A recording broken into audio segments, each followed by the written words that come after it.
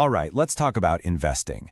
If you've ever felt like it's just way too complicated, this is for you. We're going to cut through all that noise and lay out a super simple path to actually building wealth for the long haul. Let's get right into it. I mean, for most of us, the answer feels like a huge yes, right? It feels like you need some kind of PhD in finance just to open an account. You're hit with all these crazy charts, people talking a mile a minute, and a whole dictionary of jargon. It's almost like it's designed to scare you off. But I promise you, it doesn't have to be that way. You know the feeling. You go online and the headlines are just screaming at you about AI exuberance. You hear about these mind-blowing new technologies and companies making people rich, like overnight. And you can't help but wonder, shoot, am I missing out on the next big thing? But then you click on the very next story, and it's warning about a stock market melt-up, which sounds good, I guess, but it's immediately followed by predictions of a terrible bear market. So which one is it? Are we supposed to be jumping in or running for our lives? It is enough to give you whiplash. And, just to add another layer of confusion, you've got experts saying stocks are super expensive right now. And on top of all that, with the cost of everything going up, you're probably thinking, do I even have any money left over to invest? So what happens with all this chaos and conflicting info? Well, what happens is totally understandable. Analysis paralysis. You get so overwhelmed that the easiest thing to do is nothing. But doing nothing has a huge cost over time, potentially leaving decades of growth just sitting on the table. But the good news is there is a much, much simpler way. Okay, so let's talk about this simple but really powerful idea. It's something that legends like Warren Buffett have recommended for pretty much everyone. In fact, it's so powerful that most of those high-paid professionals on Wall Street, well, they can't even beat it over the long run. And it's called the S&P 500. So forget about trying to find that one magic stock. The S&P 500 is basically a big basket that holds a tiny piece of 500 of the biggest, most successful companies in the US. We're talking Apple, Microsoft, Amazon, the whole gang. When you invest in an S&P 500 fund, you're not just betting on one horse. You're buying a diversified slice of the entire American economy. So why is this such a big deal? Well, it all comes down to this number right here. Over the last 100 years, the S&P 500 has delivered an average annual return of 10.48%, assuming you put your dividends back in. That's the kind of power we're talking about. Just wow. And look, this isn't just some fad from the last few years. This performance is backed up by a century of real-world data. We're talking through world wars, crazy recessions, tech booms, you name it. Let's look at the proof. You know what I find so incredible about this is just how consistent it is. Sure, the last 10 years have been amazing, over 14%.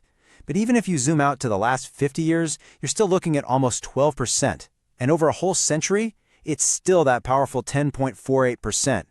That shows you this isn't a fluke, it's a reliable, long-term trend. Now, this isn't some kind of financial magic trick. It's just math. It's the power of one of the world's biggest economies just growing over time. And it's the incredible effect of compounding, where the money you make starts making its own money. The only catch is, you have to get out of the way and just let it work. I hear this all the time. People think, oh, I'm in my 40s or my 50s, it's just too late for me. But that is absolutely not true. Look, is it better to start younger? Of course. But the power of these long-term averages means that starting right now is way, way better than never starting at all. The real secret is just getting in the game, not trying to perfectly time when you do it. Okay, but this wouldn't be an honest conversation if we didn't talk about the risks. Because there are always risks. Being transparent about this stuff is super important. So let's get into the one big risk you really need to know about with this strategy. And this chart shows it perfectly. It's something called concentration risk. Even though you own 500 companies, the index is weighted, which is a fancy way of saying the biggest companies count for more. Right now, that means the 10 biggest stocks make up a whopping 38% of the entire index. So what's that mean for you? Well, it means that even though you're diversified, your returns can be really influenced by how a handful of those tech giants are doing. If those top few companies have a rough year, you're going to feel it a lot more than if some of the smaller 490 companies do. It's just a trade-off you got to be aware of. So knowing that, how do you deal with the risks and the market's crazy mood swings? Well, that brings us to the most important tool you have, and it's not a fancy algorithm. It's your mindset. Patience really is your superpower here. Yeah, that 10% average we talked about, it is definitely not a smooth ride. Just look at these numbers.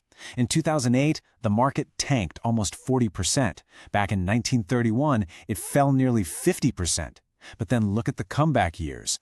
up 46% in 1933, up almost 30% in 2013. This whole journey is a roller coaster, my friends, not a nice, gentle escalator. And here's the most important part of all. To get that long-term average, you have to be willing to sit through the scary, stomach-dropping lows in order to be there for the amazing highs. The number one thing that destroys wealth for regular people is panic selling when things look bad. So that really brings us to the core of it, right? The one sentence that pretty much sums up this entire strategy for building wealth in the stock market. Just let this sink in. It's not about timing the market, it's about time in the market. Trying to guess the perfect time to buy and sell is a fool's errand. The real winning move is to invest steadily and just let time do the heavy lifting for you. Okay, so we've talked about the problem, the simple solution, the big risk, and the superpower mindset you need. Now let's wrap this all up and talk about what you can do next. So what did we learn? First, and most importantly, investing does not have to be complicated. Second, the S&P 500 has a solid 100-year history of great returns. Third, you gotta expect bumps in the road. Patience is everything. And last but not least, it is never, ever too late to get started. If you're feeling like, okay, I'm ready to do this, there are a lot of great, easy-to-use platforms out there. One you could check out is Moomoo. They make it really simple to open an account and start investing in something like an S&P 500 fund. We've even got a link for you right here. So, we've laid out the roadmap. You have the information. It's not the barrier anymore. The only thing left is taking that first little step. So I'll just leave you with this question. What's one thing you're going to do in the next 24 hours to get your journey started? Think about it.